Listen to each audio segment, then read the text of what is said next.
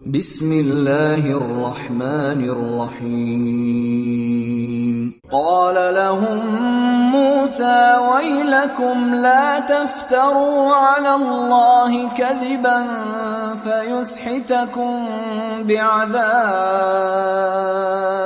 وقد خاب من افترى. മൂസ അവരോട് പറഞ്ഞു, നിങ്ങൾക്ക് നാശം, നിങ്ങൾ അല്ലാഹുവിന്റെ പേരിൽ കള്ളം കെട്ടിച്ചമയ്ക്കരുത്. അങ്ങനെ ചെയ്താൽ കൊടിയ ശിക്ഷയാൽ അവൻ നിങ്ങളെ ഉന്മൂലനം ചെയ്യും. കള്ളം കെട്ടിച്ചമയ്ക്കുന്നവൻ തുലഞ്ഞതുതന്നെ തീർച്ച.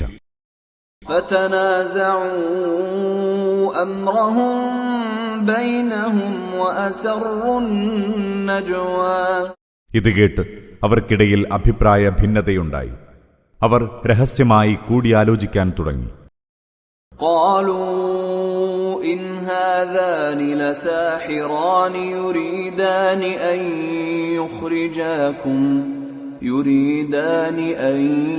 يخرجاكم من أرضكم بسحرهما ويذهبا بطريقتكم المثلى. അതിനുശേഷം അവർ പറഞ്ഞു, ഇവരിരുവരും തനി ജാലവിദ്യക്കാരാണ്. ഇവരുടെ ജാലവിദ്യയിലൂടെ നിങ്ങളെ നിങ്ങളുടെ നാട്ടിൽ നിന്ന് പുറന്തള്ളാനും നിങ്ങളുടെ ചിട്ടയൊത്ത ജീവിതരീതി തകർക്കാനുമാണ് ഇവരുദ്ദേശിക്കുന്നത്.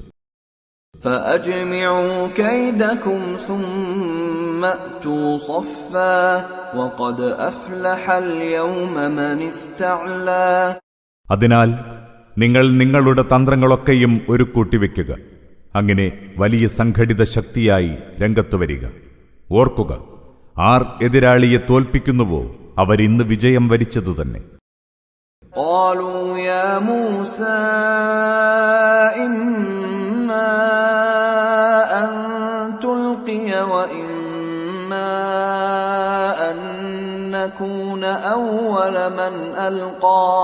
ജാലവിദ്യക്കാർ പറഞ്ഞു, മൂസ, ഒന്നുകിൽ നീ വടിയെറിയുക, അല്ലെങ്കിൽ ആദ്യം ഞങ്ങൾ എറിയാം. قال بل ألقوا فإذا حبالهم وعصيهم يخيل إليه من سحرهم أنها تسعى. മൂസ പറഞ്ഞു, ഇല്ല, നിങ്ങൾ തന്നെ എറിഞ്ഞുകൊള്ളുക.